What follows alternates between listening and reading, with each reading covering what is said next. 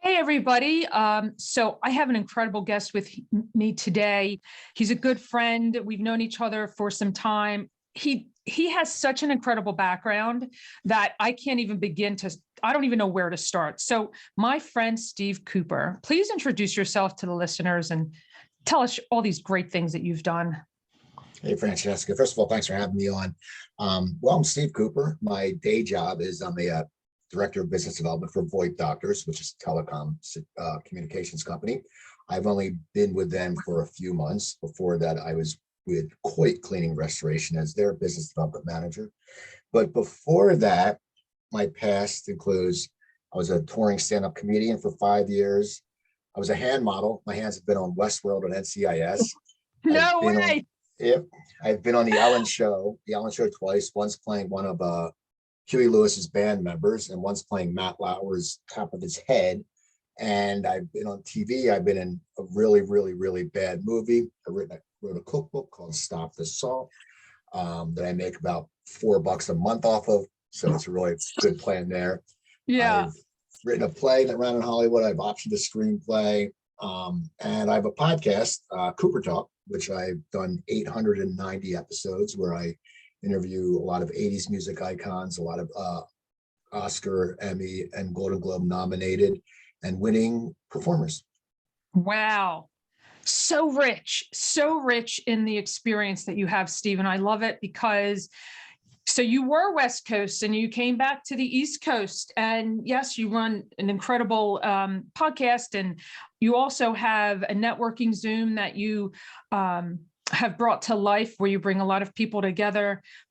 But in all of this, you have so many great stories. So Steve and I were just in the green room because, as you can see, with this awesome experience is running with all of these famous people, we were trying to nail down like what would be the most value for this audience. And I love to highlight where someone has a shift in perspective, like something happens and then they look at things differently. So Steve, you remember what we talked about a few minutes ago. Why don't we unpack that for the audience? Because I find it so fascinating in your life story. That's what I want to bring out today. Okay, well, we had talked about earlier. Well, I'm a New Jersey guy to start. Up in Cherry Hill, went to Stockton, moved to the West Coast, was there for a long time. And about 10 years ago, I was my first near-death experience, we call it. I was feeling clogged. I didn't feel right. I felt out of sorts. A lot of times we don't listen to our body, and we should. Especially as you get older. You think you're invincible. We all think we're invincible. It's just the way it is. And we do. And I was living in LA and I had just met my now wife who was back on the East Coast. And I was coming out of, I was in LA, you're out partying a lot. It's just a different lifestyle. Well, I went to the hospital and I had congestive heart failure, which was a lot more serious than I thought. But luckily I got there at the right time. They thought it was something else. And then they thought it was like pneumonia. Then they're like, no. So I was in the hospital. And when you're sitting there in the hospital, you're scared. And that's the thing. People never want to, especially males, never want to say that they're scared. And I was terrified because I just met, my wife, and we just started dating, and I'm on the hospital, and I don't know when I'm going to go home. And I remember the Kings were in the Stanley Cup, and I had a new TV. I'm like, oh, I want to go home. I feel fine. They're like, you can't just check out. So I went through that, and I started getting healthier again, and I took my meds and I was real good. But then after my wife had moved to the West Coast, we moved back to the East Coast. Well, because the insurance system in this country is always a little wacky. It's very expensive in New Jersey. And I was in between jobs right then. I had just moved back. I didn't start with Coit. I wasn't sure what I was going to do. I still have my insurance in LA. How Jersey has, the New Jersey Obamacare. I had the LA Obamacare. And so I had my friends sending me my medicine. He would go to CVS, pick it up, and mail it to me. And because I felt good, I felt great. I said, you know what? I can only, without my insurance, this is really expensive. I'll cut my doses in half. So I started taking half my medicine for my regular heartbeat and for my heart. So luckily at a networking event, I met a woman who worked for Deborah. And she said, we were talking, I said, I need a cardiologist, blah, blah, blah. And she said, go to Deborah. It's free. Your insurance, we pay your deductible. So I said, why not? So I still remember the night. I set up an appointment, and I had to get all my LA records sent to Deborah. And I go into the hospital, and I interviewed the bassist for Creedence Clearwater Revival. And he was doing a show at Parks in Philadelphia. So I had great tickets. I had backstage pass. I was so excited. And I go to the hospital, and my heart rate was at about 170, which should be about resting 55 to 60. Yeah. And they looked at me and they said, you're not going anywhere. So they put me in the hospital, and it ended up being 8 days. Now, 8 days in the hospital is just awful, because you're just laying there. You don't shower. You don't want to get up because you're stuff sticking out your arm. And it turns out my irregular heartbeat, which is AFib, was out of control. And what happens is we have something called an ejection fraction, which would be 55 to 70% of your heart capacity. Well, because when you have AFib and it's not paid attention to, your heart's always racing. So it's always like you're running a marathon. Mine was down to 24%. So I stayed there, and I was terrified. I was terrified. I'm thinking, what's going to happen? I was getting married a few months later, and it was one of the scariest times of my life. And then they said, we're going to do an ablation where they go in through your heart process, through your leg into your heart. But when I left, they gave me this pocket defibrillator. Now, I'm someone that I had to wear, I had like a man bra with a little box hanging off the side. Oh my goodness. If I happened to go into cardiac arrest, it would shock me back in. It was precautionary, and it's because I had good insurance. If I didn't have good insurance, I wouldn't have given it. Wow. But I left the hospital, and I really had to reflect on my life and sit there and go, I can't screw around. The first time when I had, the congestive heart failure, I was like, I did quit smoking. I gave up caffeine, on that time, but I still was going out. I still wasn't eating it. I started eating healthy, but whatever. So for this time, I really had to make a conscious effort. And I remember they told me I was going to have to possibly wear that defibrillator thing until July, when I went, it was May. But what I did was, when I got out, I said, listen, this is serious stuff. I'm in my 50s. It's not like I'm 25 bouncing back from something. So I was going to a lot of events. I remember we went to a VIP Eagles draft party, all this stuff. They'd open bars, and I was like, well, I can't drink.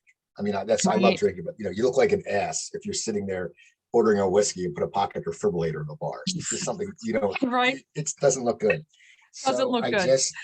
So I just I just got my stuff together. And when I went back to the hospital, my heart capacity had bounced back to normal. And so in a very quick time, I think, because my discipline. But it was one of those things where you sit there and you really take stock in your life. I mean, I had been out going to different concerts. I remember I went to AFib at the Jim Blossom's concert. I interviewed Robin, the singer, and I was with my buddy. And I remember looking at my Fitbit, and it's speeding at like 115, and I could feel it, but I ignored it. So I learned a lot, that you have to really listen to your body, and it's okay to be scared. And when you lay there and you really, no one wants to sit there and think about death. I mean, death terrifies me. I'm not going to lie. I don't know what happens. I don't know. And it changed my life, and the fact that I had to keep living my life. I had to be careful. They always say you should live every day like it's your last.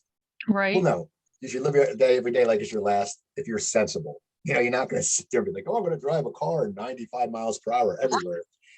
You really have to just grab hold of it, just live. And, that's when, things had changed. I hadn't been back here that long, and I just really took stock on what I needed to get done, and focus and be more, just be a good person.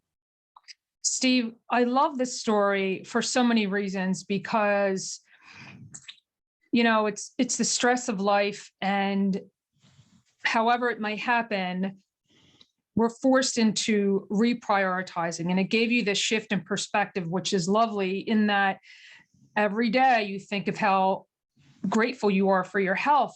So what's one change, if you could think of one change that came as a result of you being sick and becoming aware and starting to take care of yourself? What did you start doing differently outside of taking care of yourself? Did you was it a way you end phone calls or how you approach relationships? Is there something you can speak to that we could live through? And again, so that we're all realistic with our time here. Well, I think what I'm sort of, my friends compare me to like a Larry David type because everything annoys me. Everything. I mean, my wife cracks up when I see like Gus the Groundhog on TV. I freak out because I hate the thing. And she's like, "What is wrong with you? It's a character."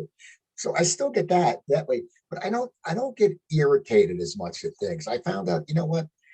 I mean, people that before that I was just like, "Oh, I can't stand that person." I deal with it, and I think I've really come to we never know what's going on in someone's life. We don't That's know. right. I know someone who I had a bad business dealing with, and I was like, this person's a jerk, But then a few months later, I found out that this person was going through something. And Yeah. I've learned that, I mean, as I said, when you get a second chance, may I say, maybe a third chance. I also had a bad head injury. We'll talk about that. That was stupid. Oh, That was boy. years ago. So I've had like a lot of chances. You're like a cat with 9 lives. Yes, exactly. You just sit there and you really start saying, you have to live your life. Just be a good person. I always say with someone like with my networking group, Coffee with Cooper, people go, you do such a good job at it. What is it? I go, well, it's just don't be a jerk. I mean, and it sounds so basic, but you wake up and hold the door for someone or say hi to someone. I love, and I've learned that, I don't get mad if someone doesn't hold the door for me. I'm not like, oh, thank you. We always do that when they don't hold it. But right. Right. You learn and you're sharing it. And I love it. So, yeah, that's great. That's the exact right answer. Like, how can we become a better person? And we never know what's going on in other people's lives. So, we also in the green room, we talked about your role as a performer, because I was asking about your confidence. So here's my question that I ask all of my guests, and you may or might not know the question, but is there a particular item of clothing or accessory that gives you confidence, and how does it make you feel? Like, how does that, I think I might know what your answer is because I can see it in the background, but is there something that you wear that gives you confidence as a performer or when you're doing these amazing gigs? Well, if people don't know, Francesca sees my huge hat rack. I do wear hats. And I think, well, it's funny because, I was on Facebook a while ago and a girl I went to high school with, we became friends, and she's like, oh my God, you're bald. You had such beautiful hair back then. And hair, back in high school. And, I started going bald in my 30s. And, the hat brings confidence, but the hat gives me an identity. And people know me with hats. They always go, when someone sees me without a hat, they're like, at networking events, they see it, but people are like, you don't have a hat on. And when you have an identity, you have confidence. Because when someone identifies as, oh, yeah, Cooper's got the hat on. But my style of dress, I was doing comedy in the 80s when there was jeans, blazer with the sleeves pulled up. There was like a dress code for comics, and you went on. And to me, I still carry that, but not in the 80s. I'm not wearing padded shoulders, but I wear, when I dress, I'm a jeans guy. I've always been a jeans guy, not ripped jeans, but just not jeans. The torn. Yeah. I wear jeans and I like to accessorize. And I think, and that gives me confidence. I like, a shirt with a blazer or jeans with a nice sweater and a nice shirt underneath. And even when I perform, a lot of the comics now, they don't look right when they go on stage. They look like they just rolled out of bed. Well, for me, you can always, and you talk about, how we dress and confidence. Dress does give you confidence. And when you go to the mall or you go food shopping, I'll throw anything on because I don't need to be confident at the food store. But if I go to a business event, I mean, I am sometimes the only person in jeans, but I also accessorize it, and I like socks. Socks help my confidence. You have a cool pair of socks that brings out, it brings not a cockiness and not an aloofness, just a feeling when you walk into the room and you're put together, you're coordinated. And I think that's what every guy should look to, just be put together and coordinated. And then you'll get an identity. And with identity comes confidence. And that's all important. Just don't be overconfident because then you seem like a jerk. But just, right. But, I mean, you just get what, I know you deal with how people should dress, and, you have a Right. nice scarf on now, you look put together. I think that's Thank what it you. is. I think just be put together, and then you'll Right. feel confident. If you walk Right. in, you'll just feel good. Right. I agree 100,000%. And it's about, yes, it's about that feeling, and it's about that thought process of just giving yourself that time and that grace to say, all right, I'm going to this venue. And yeah, the socks, that's a great conversation starter. It's, the equivalent of a coffee table book, right? It's the socks that cause the conversation. Steve, I could talk to you forever, and perhaps if you're up for it, I would have you back because you have so many great stories. But if someone wanted to continue the conversation with you and reach out to you, where's the best place for them to find you? I would say LinkedIn, Okay. because I have so many different sites. I'm on Twitter, I'm at Cooper Talk, but it's not professional there. You can send me a message at Facebook on my Cooper Talk radio page. But if you want to talk about business or anything like that, I go to LinkedIn, add me. If we have mutual friends, we're going to add you. If you're from Great. like somewhere, I don't know, whatever it is, and you send me a message before you add me, and that's not Yes. going to happen. But if you say, hey, I heard you on Francesca's podcast, yeah, add me. And I love talking to people. I love talking about business. I love talking about entertainment. I love talking about podcasting. As you know, we had a nice conversation last week. And Mhm. so yeah, reach out to me. I'm very, I love people. That also helps with your confidence. When you just, and that's what I learned, just be good to people. I mentor a lot of people. I never did. I always help comics out, but I do that. And that's one thing Right. I've learned also after my whole ordeal was just look out for other people. When you go to a networking event, take that young person under their wing, because they're scared, because it's all, they're coming into a group. So Yep. I think that's what I learned when I got out of it too. Just go out of my way more for people. That is such an incredible way to conclude this, Steve. Your words of wisdom. Thank you so much for your time today. I cannot wait to publish this because it's for everyone's ears. So thank you again for your time. Take care of Thank yourself. you. Thank you for having me. I appreciate it. Mhm.